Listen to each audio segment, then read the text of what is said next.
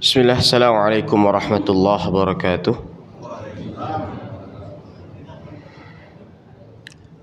Alhamdulillah wassalatu wassalamu ala man la nabiyya ba'dah. Allahumma 'allimna ma yanfa'una wanfa'na bima 'allamtana. Rabbi shrah li sadri wa yassir li amri wahlul 'uqdatam min lisani yafqahu qawli. Ikhwati arsyadin asyadakumullah rahimanallahu yakum jamaah salat subuh Masjid Al-Hidayah yang dirahmati Allah Subhanahu wa taala.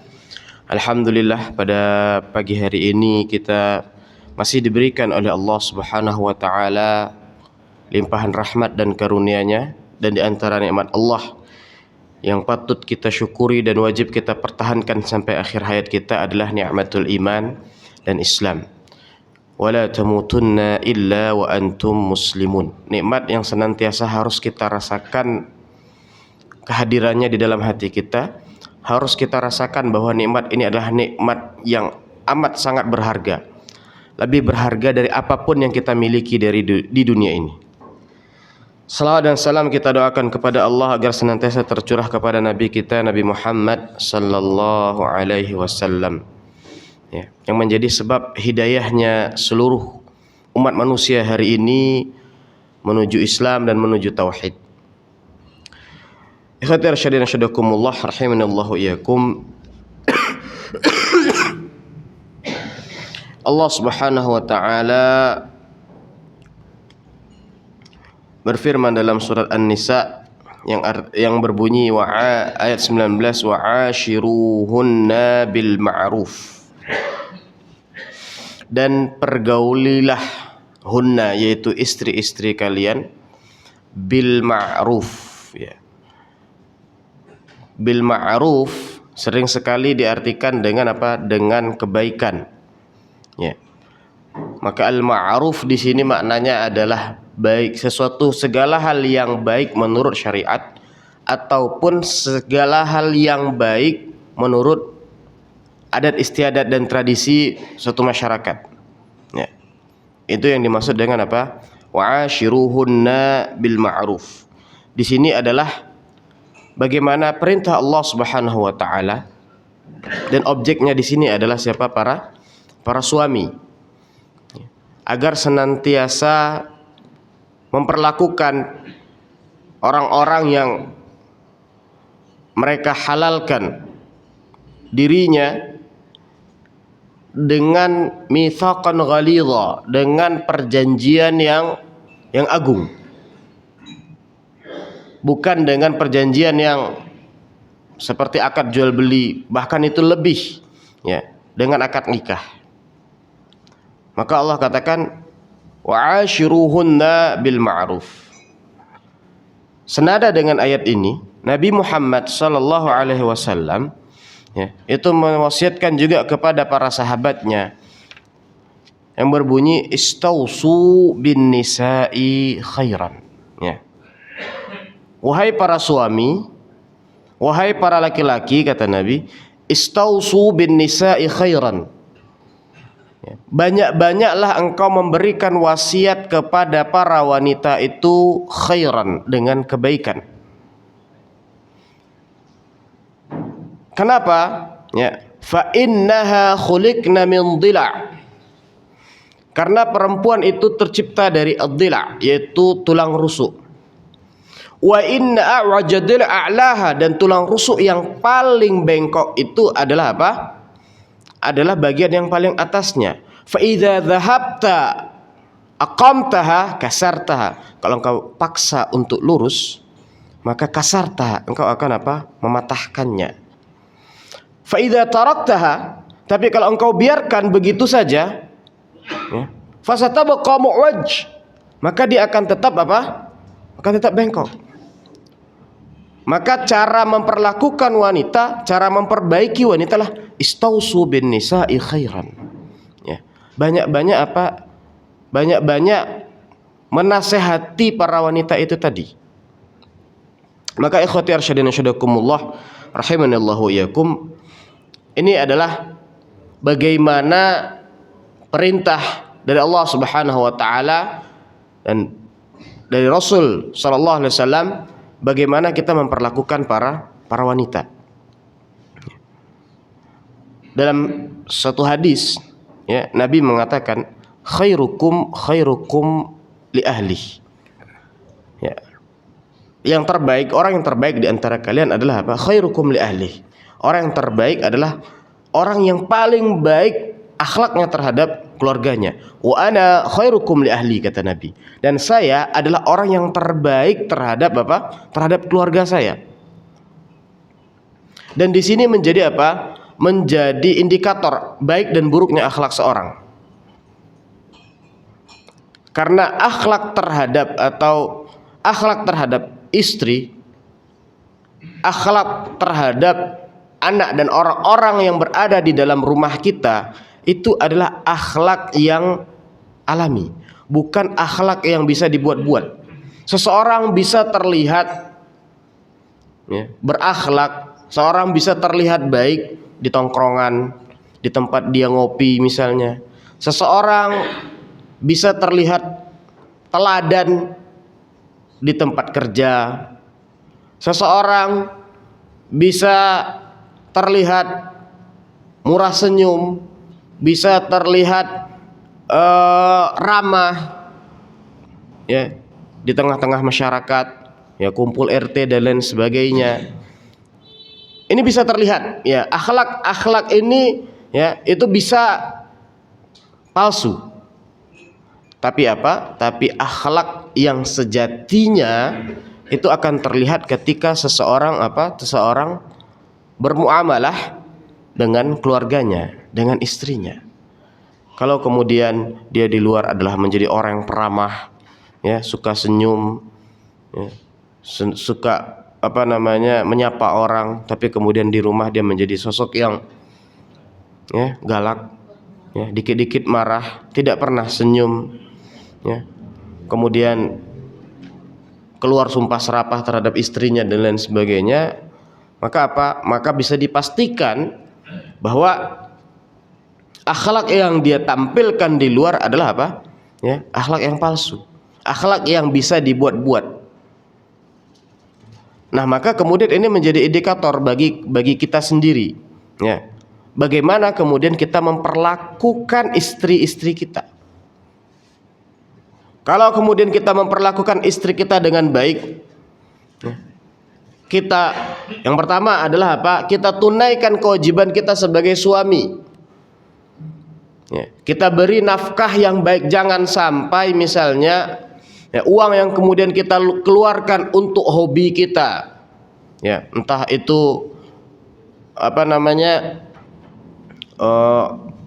olahraga, ya, main bola, main futsal, bersepeda, memancing, apalagi misalnya hobi-hobi, ya, naik gunung misalnya, ya. Jangan sampai kemudian uang yang kemudian kita keluarkan untuk hobi kita, ya, itu jangan sampai ini sampai mengganggu kewajiban yang kita berikan kepada keluarga kita, ya.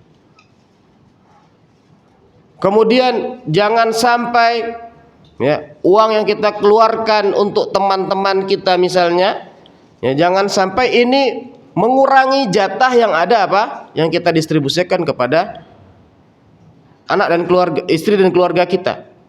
Jangan sampai misalnya waktu yang kita berikan, ya, kepada teman-teman kita, kepada misalnya ya, orang-orang di luar keluarga kita, itu lebih banyak daripada waktu yang kita berikan kepada keluarga kita, ya. Ini kaitannya dengan nafkah yang pertama, ya.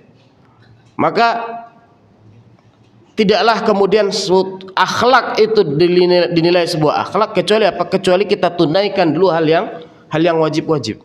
Dan salah satu hal yang wajib adalah ya, adalah nafkah. Dan nafkah itu adalah komponen terpenting dalam, ya, qawamnya seorang laki-laki di dalam rumah tangga.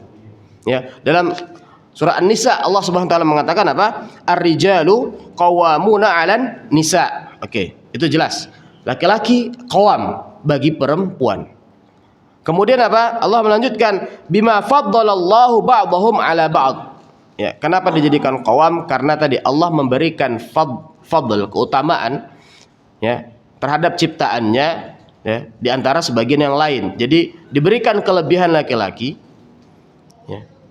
Tapi kelebihan yang Allah berikan kepada laki-laki daripada perempuan ini fungsinya bukan untuk ya gagah-gagahan, fungsinya bukan untuk malah kemudian kesemena-menaan, tidak. Tapi fungsinya adalah untuk ya, untuk mengayomi ya, untuk membimbing perempuan.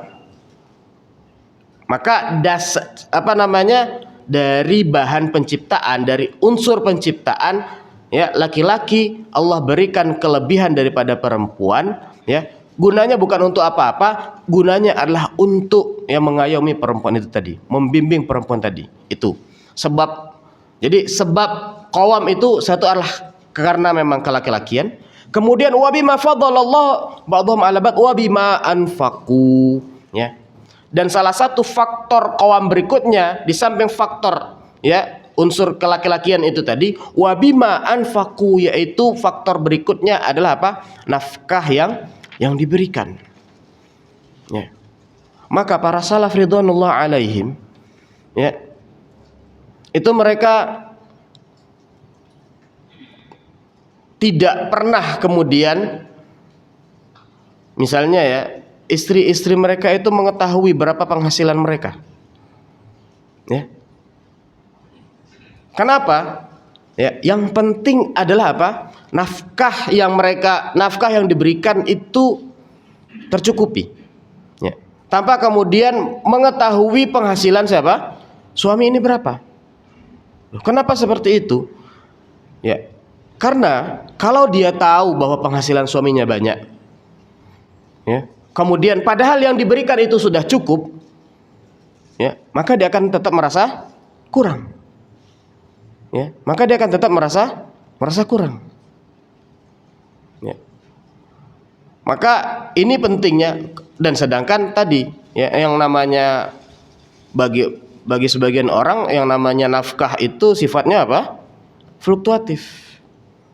Ya. Sifatnya fluktuatif. Jadi sebagian para ulama itu menyarankan bahwa para suami itu tidak sebaiknya ya memberitahukan berapa total penghasilannya kepada istrinya. Ya. Gunanya tadi agar apa? Agar seorang istri ini tetap ya merasa bersyukur ya terhadap pemberian suami. Ya, berapapun itu banyaknya. Karena kalau jika dia mengetahui, dia akan mulai membanding-bandingkan. Wah, ya. Kok jatahnya cuma segini padahal dia menerima sekian. Ya. Kok untuk saya cuma segini padahal ini. Wah, suami saya baru dapat gaji, baru dapat bonus ini. Wah, saya minta beli baju baru misalnya, ya. Saya minta beli emas baru misalnya, dan seterusnya. Nah, ini hal-hal seperti ini akan membuat akan membuat seorang istri yang aslinya kalau dia tidak tahu, dia akan bertambah syukurnya, akan bertambah berterima kasihnya kepada suami. Tapi ketika dia tahu, ya hilang kemudian kesyukurannya itu. Maka sebagian ulama menyarankan bahwa seorang suami itu tidak sebaiknya yang memberitahukan berapa penghasilannya kepada istrinya. Gunanya untuk apa? Agar tadi ya tetap menjaga kesyukuran istri itu tadi ketika diberi nafkah oleh suami berapapun itu. Ya. Meskipun nanti ya dalam mekanisme fikih itu ada memang nafkah wajib itu berapa. Ada para ulama yang mengatakan enggak, nafkah wajib itu tergantung dengan adat kebiasaan. Ya, kalau kalau kita hari ini mungkin bisa menggunakan nafkah wajib itu tergantung misalnya UMR atau apalah.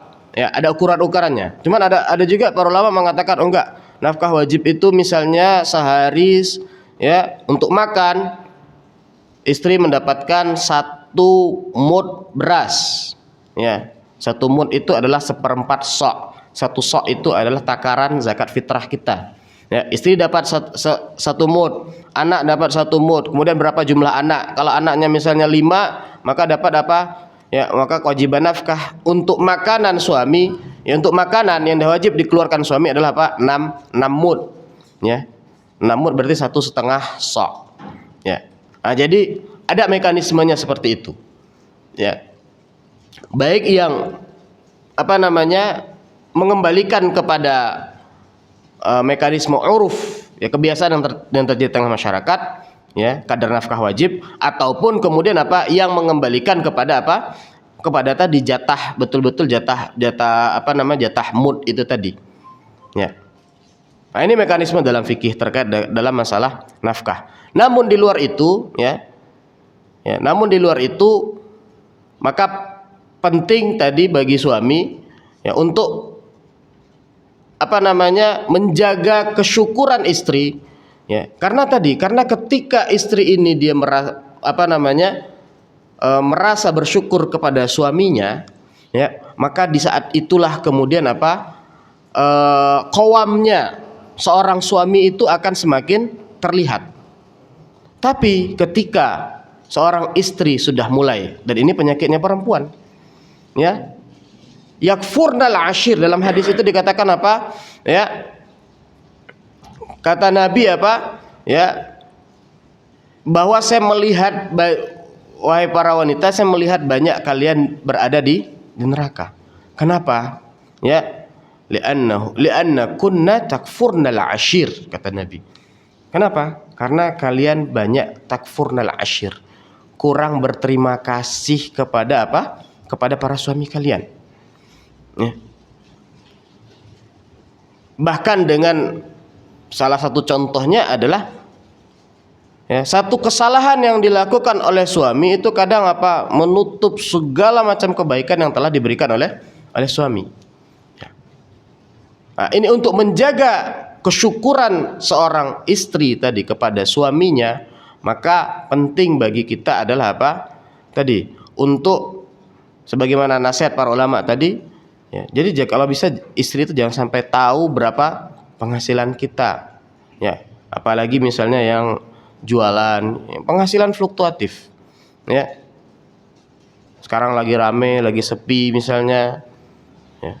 Kalau kemudian istrinya tahu lagi rame, kemudian dikasihnya sedikit, wah, muring-muring, ya, marah-marah nanti, ya, kemudian minta ini minta itu dan lain sebagainya. Maka kita kembali lagi bahwa khairukum li ahlikum, ya, sebaik-baik orang, kata Nabi, adalah orang yang terbaik perlakuannya kepada apa? Kepada para istrinya. Maka, ya, ukuran pertama adalah bagaimana kita menunaikan hak yang wajib dulu. Yang pertama adalah apa? Nafkah. Ya. Nafkah di sini maknanya adalah nafkah harta yang kita berikan kepada anak dan istri kita, ya, nafkah. Kemudian juga hal yang penting juga adalah dipahami bahwa, dan ini nanti akan memudahkan terkait dalam masalah harta, di tengah masyarakat kita sering sekali harta suami dan harta istri itu apa? Itu nyampur, ya, beli rumah bersama misalnya, ya, itu sering sekali terjadi seperti itu, harta suami dan harta istri nyampur. Ya, sehingga nanti yang, ya, sulit itu ketika apa? Ketika salah satu di antaranya meninggal, ya.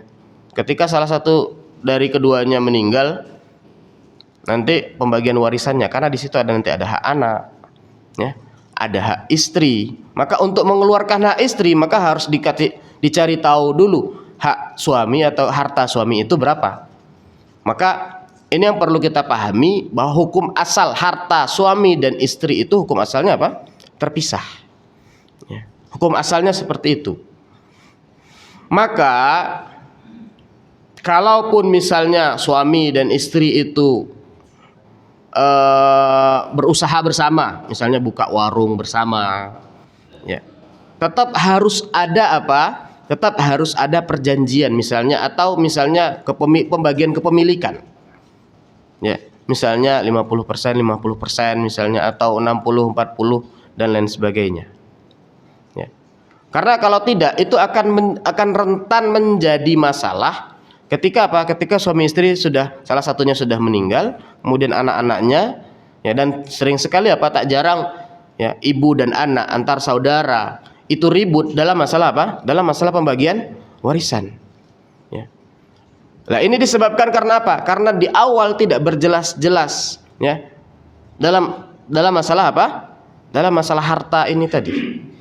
Ya, maka hukum asalnya, ya, harta laki-laki dan harta perempuan itu apa? Harta suami dan harta istri itu terpisah. Ya. Dan menurut saya ini harus ada pembicaraan di dalam internal keluarga. Kalau misalnya beli rumah bersama misalnya, ya, DP-nya yang bayar istrinya, kemudian cicilannya yang bayar apa? Suaminya misalnya. Kalau ada apa namanya harta-harta bersama seperti ini, itu harus dijelaskan. Atau misalnya mobil, ya, DP-nya suaminya, yang nyicil istrinya dan seterusnya, ya. Atau kemudian apa namanya beli renovasi rumah pakai mahar istrinya dulu misalnya, atau emas perhiasan istrinya. Ini, ya, harus diperjelas, ya, agar apa? Agar nanti urusan-urusan harta setelahnya, ya, itu apa? Urusan-urusan harta setelahnya itu jelas. Kita sering sekali misalnya ketika ada orang yang sudah meninggal, bapak ataupun ibu dan lain sebagainya, itu kan kayaknya kurang elok, ya, kurang etis membahas masalah, ya, masalah harta, ya. Sehingga yang terjadi apa? Ya, harta itu dibiarkan, kemudian, ya, setahun, 2 tahun, berikutnya 3 tahun, itu menjadi apa? Menjadi sengketa di tengah keluarga, ya, menjadi sebab antar kakak adik tidak saling bersapaan. Kenapa? Karena, ya, tidak berjelas-jelas. Padahal ini apa? Ini adalah aturan syariat, ya. Ketika seseorang meninggal, maka keluarkan, apa yang pertama keluarkan? Ya, yang jelas adalah wasiat, ya. Ya. Keluarkan wasiat. Ya, beda wasiat dengan apa? Dengan waris. Ya, kalau wasiat itu adalah, ya, jadi di kita kadang tercampur juga pemahaman antara wasiat dan waris. Ya. Jadi kaidahnya Nabi mengatakan apa? La wasiyata liwaris. Ya. Orang ahli waris itu tidak berhak menerima wasiat. Ya, maka nggak boleh kemudian seorang bapak mengatakan, ya, nak, nanti ini kalau saya meninggal, ya, mobil ini milik kamu. Ya, itu nggak sah sebagai wasiat. Ya, maka mobil itu nanti apa akan dibagikan sesuai dengan apa pembagian harta waris. Ya, maka wasiat itu untuk siapa? Untuk orang yang bukan bagian dari ahli waris. Ya. Saudara jauh yang tidak masuk ke dalam ahli waris, tidak mendapatkan jatah waris misalnya, ataupun orang lain, tetanggakah, temankah, atau rekan kerja misalnya, ya, maka itu apa? Maka itu kalau dikatakan kalau saya meninggal, ya, mobil ini berikan kepada apa rekan bisnis saya yang bernama Fulan misalnya, maka itu sah. Karena apa? Karena rekan bisnisnya tidak sebagai apa? Tidak sebagai ahli waris. Ya, tidak sebagai ahli waris. Kemudian juga hal yang penting juga adalah bentuk penjagaan Islam terhadap apa namanya terhadap ahli waris, ya, bahwa wasiat itu tidak boleh ditunaikan, ya, jika melebihi dari apa 1/3 harta waris, ya. Jadi nggak boleh kalau orang punya hartanya cuma rumah, dia wasiatkan, ya, rumahnya untuk tadi, atau kemudian nanti kalau saya meninggal rumah saya, ya, diwakafkan, ya, itu nggak bisa, ya, padahal hartanya hanya apa? Ya, hanya rumah. Maka bagaimana caranya? Ya sudah, ya, diambil jatah paling maksimal, dikeluarkan yang maksimal itu berapa? 1/3. Ya, ini bentuk penjagaan. Ya, kan ada misalnya seorang bapak, misalnya dia karena sakit hati terhadap keluarganya, kemudian dia bikin wasiat, kemudian hartanya apa? Diwasiatkan kepada non ahli waris, ya, diwasiatkan kepada orang lain. Nah, maka sehingga apa? Dalam Islam ini tidak bisa ditunaikan, meskipun tidak tahu kalau dalam hukum apa namanya? Hukum positif, hukum perdata kita itu apakah sah pengalihan seluruh harta sebagai bentuk wasiat kepada non ahli waris? Apakah itu sah atau tidak? Wallahu alam. Namun dalam syariat ini tidak diperkenankan. Karena apa? Karena ini akan membahayakan terhadap ahli waris. Ya, ini akan membahayakan terhadap ahli waris. Siapa tahu kan ada suami istri ya tidak baik hubungan, kemudian apa? Si suami guna membahayakan istri atau agar istri tidak mendapatkan harta warisannya, kemudian apa? Dia wasiatkan kepada orang lain. Ya.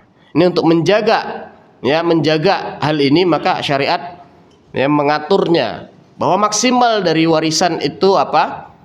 Wasiat, maksimal dari wasiat itu yang boleh ditunaikan hanya sepertiga. Ya. Adapun di luar itu ya adalah jatah dari ahli waris. Kata Nabi, watsulusu katsir, ya. Ya, dan sepertiga itu sudah banyak, ya. Sebagai apa? Sebagai wasiat. Ya. Jadi wasiat itu adalah tadi ketika seorang mengatakan kalau saya meninggal maka berikan harta saya ke ini, itu namanya wasiat.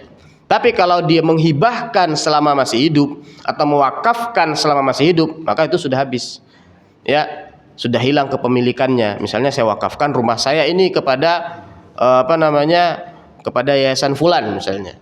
Ya sudah, maka ketika dia katakan wakaf, sudah rumah itu sudah bukan jadi kepemilikan dia. Atau saya hibahkan mobil saya kepada anak saya, maka itu langsung kepemilikannya berpindah.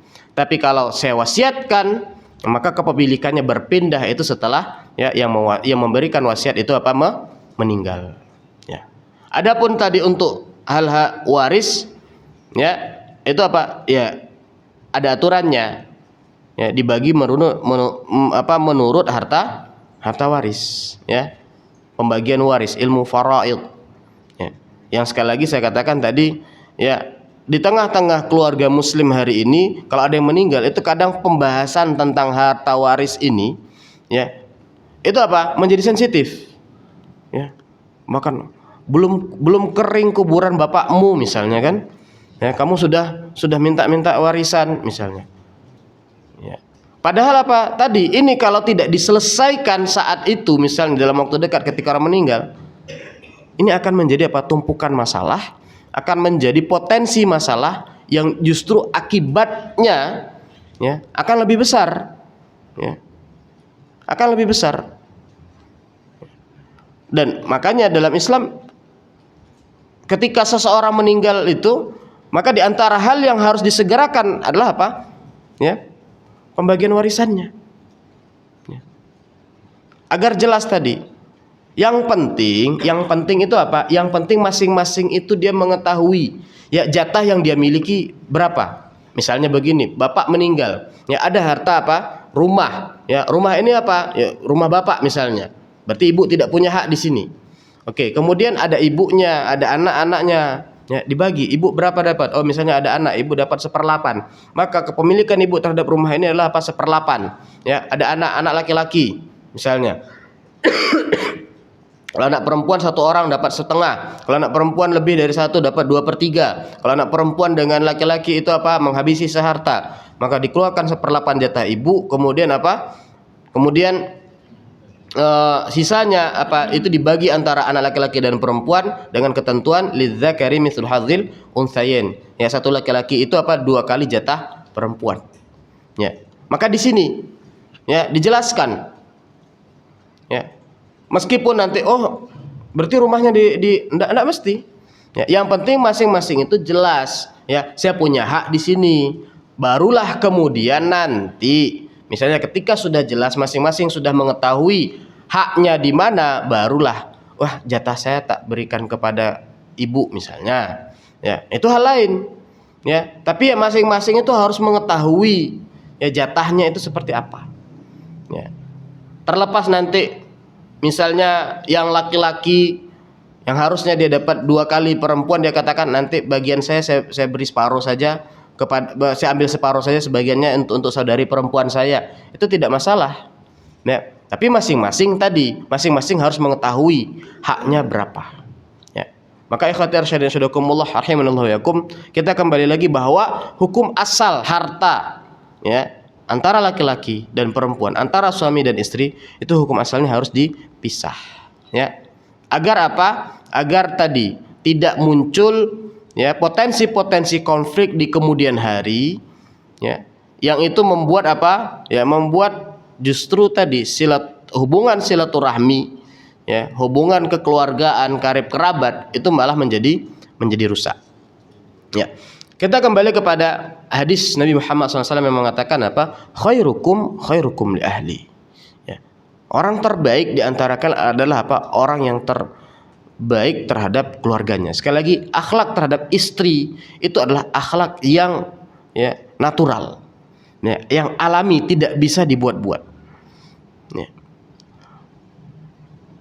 Bahkan ketika seseorang ya, dia menjadi orang yang tadi sangat sopan di luar, mungkin rajin ke masjid, ya, rajin ikut acara-acara warga dan lain sebagainya, tapi kemudian ketika dia di rumah, ya, dia menjadi ya dikit-dikit marah, tidak mau diganggu, berkata kasar, bahkan sering sekali kemudian apa? Tidak hanya istrinya disakiti secara fisik, ya, tidak hanya disakiti secara fisik, secara verbal juga, ya, dikata-katai dan lain sebagainya.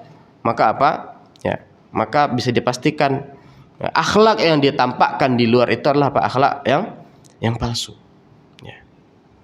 Maka apa? Maka masing-masing kita melihat, ya, posisi kita ketika kita bermuamalah dengan istri kita. Karena itulah, ya, hakikat kita itu. Ketika kita bermuamalah dengan istri kita. Apakah kemudian kita bermuamalah ketika dengan istri kita pulang, ya, kita dengan senyuman, ya, kemudian apa? Kemudian kita jaga perkataan kita hormati istri kita dengan perkataan-perkataan yang baik, kita bercandai istri kita dengan candaan-candaan yang mulia, ya, maka apa? Maka itu adalah nilai kita aslinya di situ, ya. Maka ikhwatal syarikumullah, saya tidak setuju itu kalau ada istilah apa, ya, istilah, ya, suami-suami takut istri, ya. Yang ada apa? Saya khawatir istilah suami-suami takut istri ini membuat si suami menjadi tidak menghargai hak-hak siapa? Hak-hak istri. Ya. Yang ada adalah apa? Suami-suami yang menjaga hak-hak istri. Ya. Suami-suami yang menjaga perasaan istri. Ya. Suami-suami yang menjaga kewajibannya terhadap istrinya. Ya. Ibunda Aisyah radhiyallahu anha pernah ditanya, bagaimana Nabi itu kalau dalam rumah? Ya. Maka apa jawaban Ibunda Aisyah radhiyallahu anha? Kana fi khidmati ahlihi. Ya. Nabi itu dalam rumah apa? Fi khidmati ahlihi. Khidmati ahli itu apa? Yang membantu urusan rumah tangga istrinya. Ya. Kadang Nabi memerah susu. Kadang Nabi kemudian mengadon roti. Ya. Maka ini bukanlah suatu aib, bukanlah sesuatu yang mengurangi kewibawaan seorang suami jika apa? Jika suami membantu istri dalam urusan-urusan, ya, urusan-urusan kerumah tanggaan. Jadi bukan kemudian mengurangi derajat kewibawaan suami ketika suami membantu istri menyuci pakaian, ya. Ketika suami membantu istri menyapu rumah, ketika suami membantu istri dalam masak, itu bukanlah aib dan bukanlah sesuatu yang mengurangi kewibawaan, ya, suami itu sendiri. Justru itu apa? Itu akan membuat istri semakin sayang kepada suami. Ya. Dan itu adalah trik yang dilakukan oleh Rasulullah SAW. Kana fi khidmati ahli, kata Ibunda Aisyah radhiyallahu anha.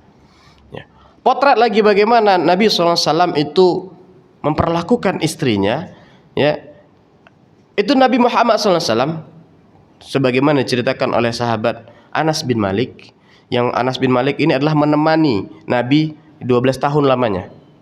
Ya, Anas bin Malik ini menemani Nabi selama 12 tahun. Selama itu, kata Anas bin Malik, ya, saya tidak pernah Nabi mengatakan uff sama sekali. Termasuk kepada siapa? Kepada keluarganya, kepada istri-istrinya. Ya.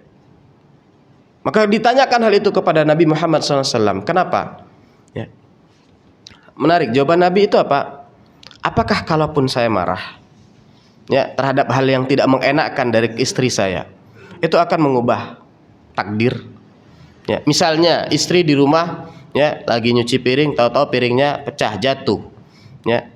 Wah, kita lagi asik-asik misalnya tidur bangun, ya, lagi ngantuk-ngantuknya. Apakah kemudian ketika kita memarahi istri kita karena piring yang pecah, apakah itu mengubah takdir kemudian piringnya menjadi ya, menjadi normal kembali? Kan tidak.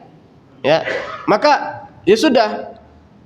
Jadi bagaimana Nabi mengelola hal-hal yang tidak beliau senangi, ya, yang beliau dapati pada keluarga beliau kelola dengan apa? Ya, menyikapinya bahwa ini adalah takdir, ya. Maka ketika itu adalah takdir, ya, maka tinggal bagi kita apa? Mengelola hati kita, mengkonversi hati kita, ya. Apakah hal-hal yang tidak mengenakan, takdir yang tidak mengenakan yang menimpa kita ini, ya, bisa kita konversi menjadi pahala? Atau ya sudah, kita justru marah malah menjadi potensi dosa. Dan berapa banyak, ya, suami yang karena tidak bisa mengontrol amarahnya terhadap keluarganya, terhadap istrinya, akhirnya kemudian dia menyesal. Ya, sebulan yang lalu atau 1,5 bulan yang lalu, dia datang kepada saya, seorang suami, ya, habis pengajian gitu ya di satu tempat, datang, dia cerita, "Ustaz, saya sudah nikah sejak 2008," katanya. Terus kemudian 2 bulan pertama saya itu masih masih emosian dan lain sebagainya. Ya. Terus istri saya cerai, Ustaz. Karena waktu itu memang karena marah, Ustaz. Oh, iya. Emang saya tanya balik, emang ada suami yang menyerai istrinya itu lagi senang, ya, lagi asik-asik gitu kan, lagi rekreasi bersama keluarga, atau wah istriku kamu saya ceraikan? Enggak, ya. Ya, suami itu menceraikan ya, istrinya itu kapan? Ya ketika marah, ya. Ya. Terus habis itu gimana, Ustaz? Ya, terus gimana? Ya udah, Ustaz, habis itu saya rujuk. Oke, rujuk. Habis itu 2 bulan berikutnya saya ceraikan lagi, Ustaz. Oke. Habis itu nggak pernah lagi tuh, Ustaz. Saya udah ini. Sampai sebulan yang lalu, Ustaz. Jadi setelah sekian tahun, ya 8 tahun saya marah lagi, Ustaz. Terus apa? Ya saya ceraikan lagi, Ustaz. Gimana statusnya? Ya. Ya, ini saya sudah 3 kali kan.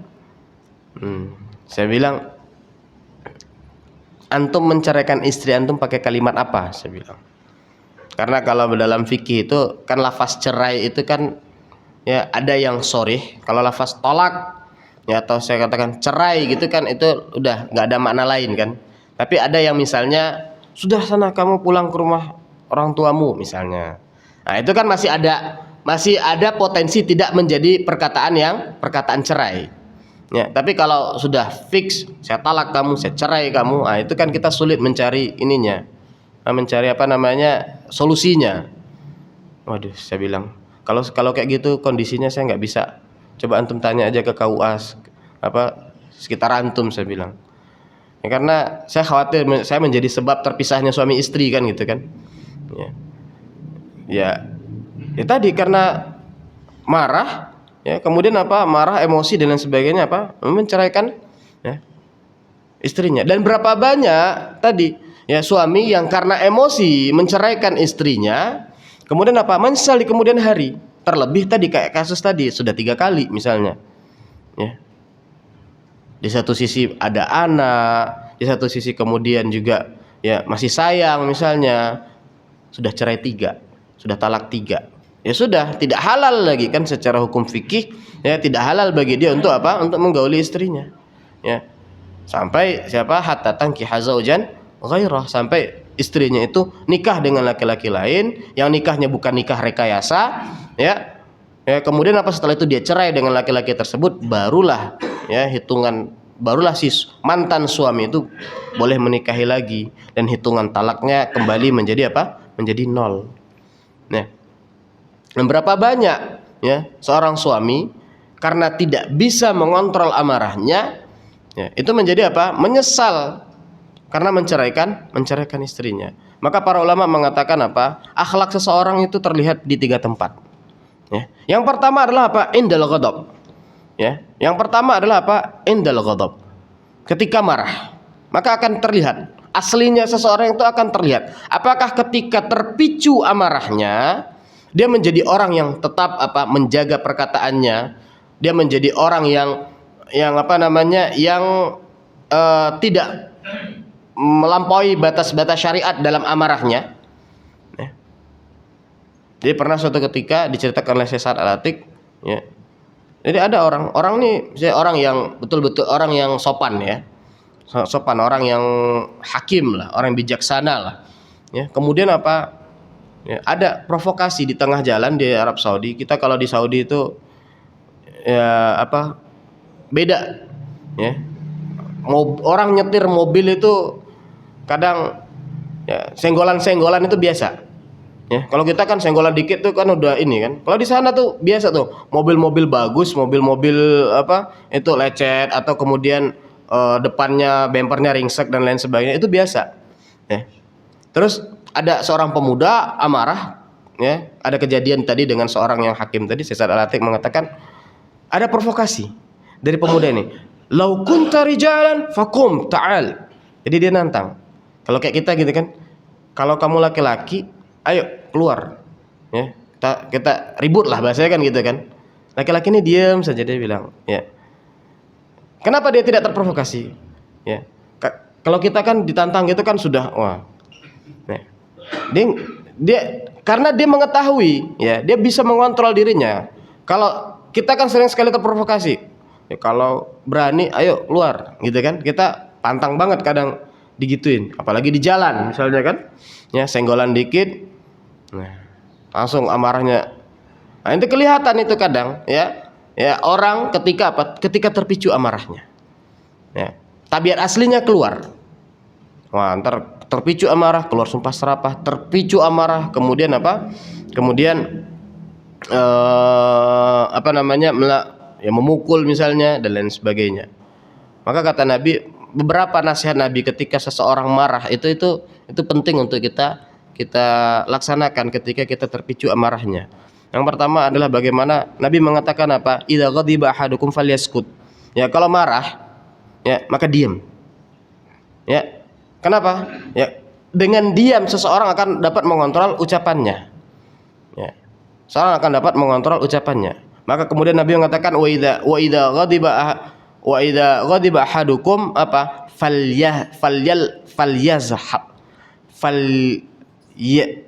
Yazhaq bil ard.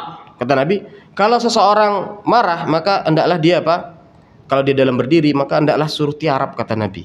Maksudnya apa? Kalau dia berdiri orang, ya, dia akan dengan mudah, dengan gampang sepersekian detik melakukan apa? Misalnya tadi dia kalau mau mukul.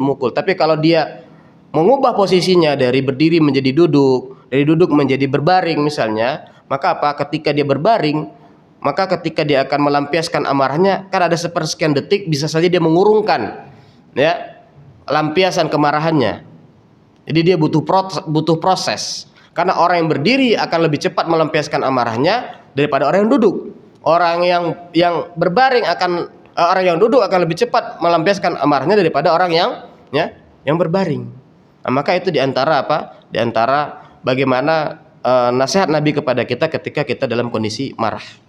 Kemudian hal berikutnya apa? Kapan tabiat seseorang kelihatan, ya, fil khafa.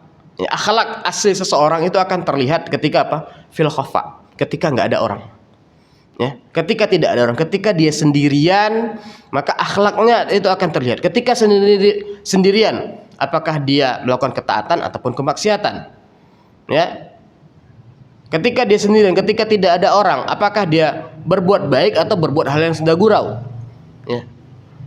Nah, ketika sendirian, fil khafa. Kemudian yang ketiga adalah apa? Fi jawfi baitihi. Kata para ulama bahwa akhlak seseorang akan terlihat fi jawfi baitihi, di dalam rumahnya. Maknanya adalah apa?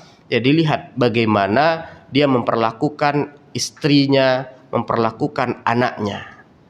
Ya. Jadi ikhwati arsyadina syadakumullah rahimanallahu yakum, tadi istausu bin nisa'i khairan. Akhlak seorang suami akan terlihat terhadap apa? Terhadap bagaimana dia memperlakukan istrinya, ya. Kemudian Allah jelaskan lagi, ya, Nabi jelaskan, ya, bahwa tabiat perempuan itu tercipta dari apa? Dari tulang rusuk yang bengkok, ya. Kalau dipaksa ya, dipaksa untuk diluruskan, maka akan patah. Maka para ulama menjelaskan maksudnya akan patah apa? Ujungnya adalah cerai. Ya. Maka laki-laki dalam hal ini disuruh untuk banyak bersabar terhadap apa? Terhadap kebengkokan si istri, kebengkokan perempuan. Ya. Dan para ulama itu menjelaskan, ya, kebengkokan perempuan ini bukanlah menjadi suatu aib bagi perempuan itu sendiri atau menjadi kekurangan bagi suami itu sendiri, bagi laki-laki. Enggak. Kenapa? Karena kebengkokan perempuan itu adalah apa? Mengandung, meskipun mereka ya kebengkokan pada cara berpikirnya, tapi mereka sempurna dalam masalah perasaannya. Ya. Kalau perempuan itu tidak bengkok dalam cara berpikirnya, ya, tidak bengkok dalam akalnya, kalau kata para ulama, maka apa? Maka dia perempuan tadi akan memperlakukan kita para suami, ya, itu misalnya begini, ya, kalau perempuan tadi tidak bengkok akalnya, mana mau kemudian perempuan itu atau istri-istri kita, ya, itu menjaga anak kita, membersihkan rumah kita, ya, dengan misalnya dibandingkan dengan nafkah yang kita berikan. Ya. Itu karena kebengkokannya itu adalah rahmat bagi apa? Bagi laki-laki. Ya. Maka kebengkokan itu tidak dilihat sebagai apa? Sebagai kekurangan. Ya. Kebengkokan pada akalnya itu adalah apa? Penyempurnaan bagi laki-laki. Karena kalau kemudian sama-sama akalnya sempurna, maka tadi dia akan berpikir rasional dan wah, orang nafkah yang dikasih cuma segini, udahlah saya cuma nyapu rumah misalnya kan gitu kan. Orang nafkah cuma segini, ya, udahlah saya apa namanya nggak usah bersih-bersih rumah misalnya. Dia akan mencoba tadi mulai berpikir secara apa? Transaksional. Tapi kan tidak.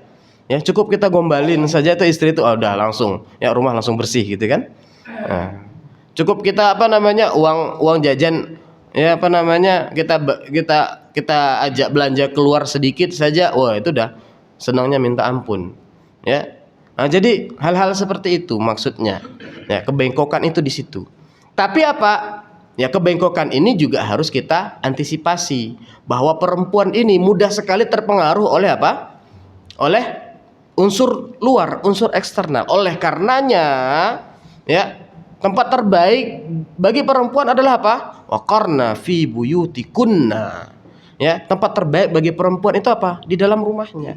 Agar apa? Agar perempuan ini tidak mudah terpengaruh dengan apa? Dengan aspek-aspek eksternal. Karena apa? Karena mereka mudah sekali apa? Terpengaruh oleh pihak luar. Ya.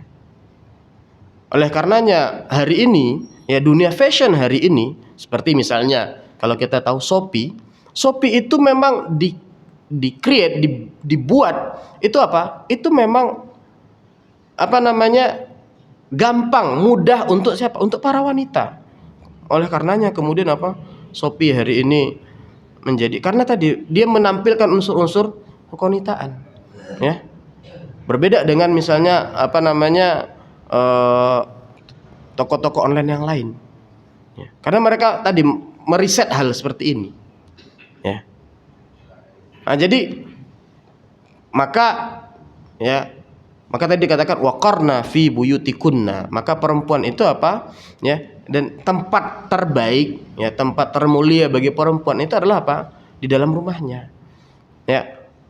Yang dengannya apa? Yang dengannya tadi suami akan dengan mudah, ya, mengkondisikannya dengan apa namanya dengan mudah, ya, membuat perempuan tadi tidak terpengaruh dengan apa? Dengan pihak-pihak luar.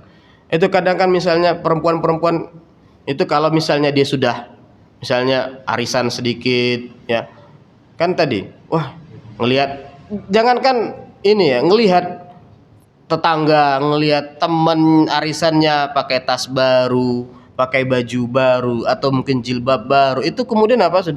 Sudah kepikiran, ya, nanti datang ke suami, ya, wah kayaknya jilbab ini bagus deh, kayaknya ini bagus deh, gitu kan.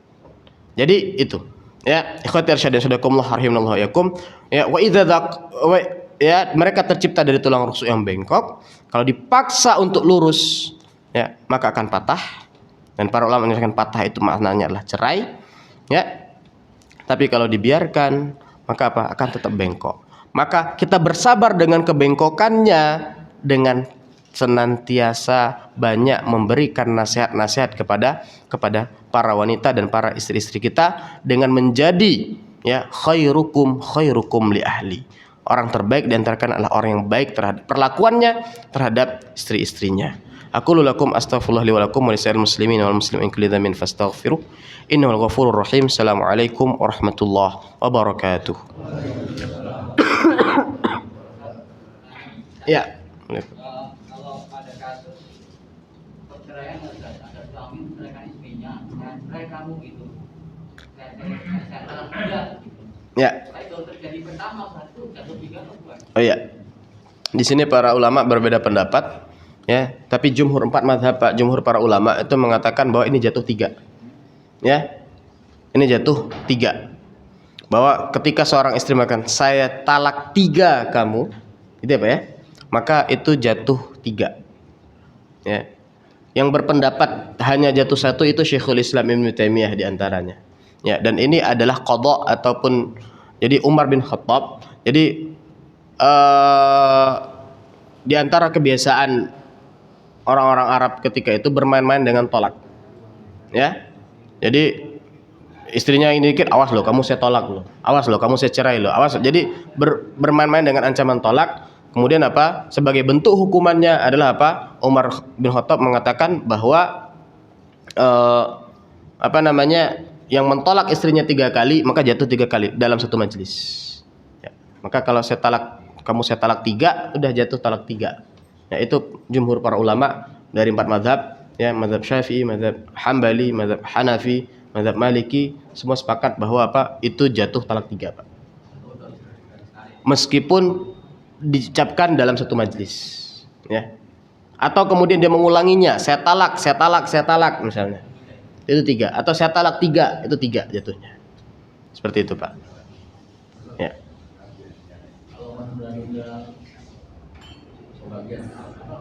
Iya. Iya. Kalau menunda-nunda ya pembagian harta waris, ya hukumnya bagaimana? Yang pertama adalah harta waris itu kan hak ahli waris. Maka penundaannya adalah penundaan pembagian jatah atau penundaan distribusi. Ya. Kalau penundaan pembagian jatah, maka ini tadi ya bisa berakibat kepada apa? Kepada terhalangnya orang lain dari haknya. Dan ini menghalangi hak orang lain adalah dosa, Pak. Ya, 1. Tapi kalau pembagian distribusi, ya ini tergantung kesepakatan antar orang yang memiliki hak itu tadi. Ya. Maka misalnya kalau yang punya hak, ya, oh enggak, saya mau jatah saya ini, saya mau mengeluarkan jatah saya dari ini, ya, oh ya sudah, ya, si yang punya hak berhak. Tapi kalau udah disepakati, udah, ini kita rumah, jatah kita sekian, tapi kemudian apa? Kemudian distribusinya nanti, ya, atau kemudian ya sudah masing-masing kita memiliki hak. Memiliki misalnya rumah tadi hak kamu 1/3, saya 1/3, ibu 1/3 misalnya. Nah, maka apa? Ya sudah masing-masing punya hak. Misalnya kalau yang 1/3 ini pengen mengeluarkan haknya dalam bentuk uang, maka dia tawarkan dulu ke ininya. Yang syarikatnya yang tadi, saudaranya yang memiliki hak itu tadi. Enggak boleh dia langsung ke pihak ketiga, harus kepada pihak internal.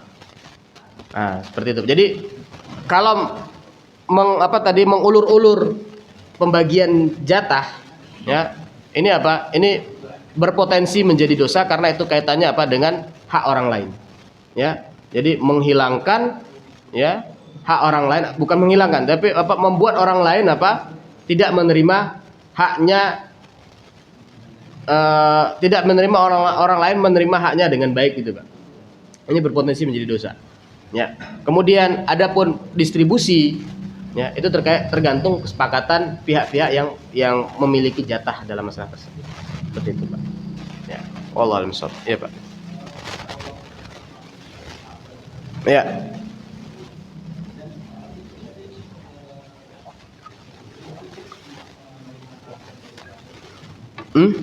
Ya. Suami bersabar atas seorang istri, kemudian apa? Ya. Istrinya ya. Kadang kan begini, Pak, ya. Bisa saja nasihat, ya, nasihat itu ya mungkin tidak dari kita. Ya, tapi dari orang lain. Ya, kesabaran itu tetap kita ini kan, ya bentuknya bisa macam-macam, Pak. Ya kan tidak perlu kita nasihati. Bisa saja kalau kita nasihati istri kita malah sakit hati misalnya, ya bisa kita doakan, ya. Atau kemudian bisa kita ajak dia ke pengajian misalnya. Kan tidak mesti itu nasihat itu harus kita yang menasihati, ya. Ada banyak cara kita, atau mungkin kita kirim potongan video misalnya, ya. Atau apalagi hari ini misalnya kita bawa ke pengajian, atau kita ajak silaturahmi, ya. Saya dulu pernah waktu itu kita belum punya kulkas, ya. Waktu kita belum punya kulkas, ya, istri saya minta kulkas. Waktu kita belum ada uang buat beli kulkas, Pak. Terus habis itu apa? Habis itu ya sabar, iya. Cuma kan perempuan, akhirnya saya ajak dia silaturahmi ke rumah teman saya yang 7 tahun menikah belum punya kulkas, ya. Ya, nah, itu kan ada trik-trik seperti itu, Pak, untuk mengkondisikan istri. Tidak perlu kemudian apa kita sabar terus, sabar nggak ada kulkas, ya. Sampai saya disindir, kira-kira mau beli sayur apa yang enak, ya. Sayur yang bisa diawetkan di kulkas katanya, ya. Sampai disindir-sindir seperti itu, ya. Kita belum ada uang waktu itu buat beli kulkas, gitu kan. Ya sudah, kita ajak silaturahmi ke rumah teman yang 7 tahun, ya. 7 tahun ini, ternyata teman yang 7 tahun itu bilang juga, sekarang istri saya ngebet banget punya kulkas katanya. Ya, ala kulli hal tadi, Pak. Jadi ya kesabaran kita itu, ya, dalam menasihati istri itu kan tidak hanya dengan ya kita kasih tahu, ya. Bisa kita ajak temukan dengan teman-teman yang baik, ya. Ya. Bisa kemudian kita ajak ke pengajian, bisa kemudian kita beri hadiah buku, macam-macam lah, ya. Bahkan tadi ada beberapa istri marah dia kalau misalnya sakit hati kalau yang nasihati itu suaminya. Ada yang seperti itu, ya, seperti itu, Pak. Wallahu a'lam bishawab. Ya. Boleh. Iya, ya. Saya udah pacaran 3 kali, namun sayangnya tidak ada yang berarti dengan pernikahan. Iya. Sejak kejadian saya ikuti nama pacar saya bersumpah dalam hati saya dengan saya utang saja. Jika berilmu kata diri saya begitu. Iya. Ya. Ya, pertama, ya. Pertama bahwa tadi ya, berarti itu justru membuktikan kepada kita bahwa sebenarnya kalau kata orang hari ini pacaran itu adalah gerbang menuju pernikahan misalnya, agar pernikahan baik, itu ternyata ya itu tidak benar adanya, kan gitu ya. Ya, satu, ya. Kemudian yang kedua adalah bahkan orang yang pacaran itu justru lebih dekatnya lebih kepada syahwat, ya. Kemudian boleh nggak kemudian ketika saya sudah gagal dengan perempuan, kemudian saya mengatakan saya nggak mau nikah, saya menuntut ilmu, ya. Itu ada sahabat Nabi yang juga pernah mengatakan seperti itu. Jadi sahabat Nabi bilang begini, di depan dekat Masjid Nabawi ada 3 sahabat mengatakan gini, saya akan sholat malam terus. Yang kedua, saya akan puasa terus, ya. Yang ketiga, saya tidak akan menikahi perempuan. Nabi keluar, amma ana usalli wa anam. Saya qiyamul lail juga, tapi saya tidur juga, kata Nabi. Wa asumu wa uftir. Ada kalanya saya puasa, ada kalanya saya enggak puasa. Wa ana atazawwajun nisa, dan saya juga menikahi perempuan. Ya. Jadi kemudian Nabi mengatakan an-nikahu sunnati faman raghiba an sunnati falaysa minni. Nikah itu adalah sunnahku, kata Nabi. Ya, faman raghiba an sunnati, ya, barang siapa yang tidak menyukai sunnah saya, maka tidak termasuk golonganku. Maka sikap seperti itu ya adalah sikap yang kurang pas. Ya. Itu sikap yang kurang pas. Terlebih ya, masnya belum pernah menikah. Ya kan? Sudah pernahnya pacaran. Ya kan?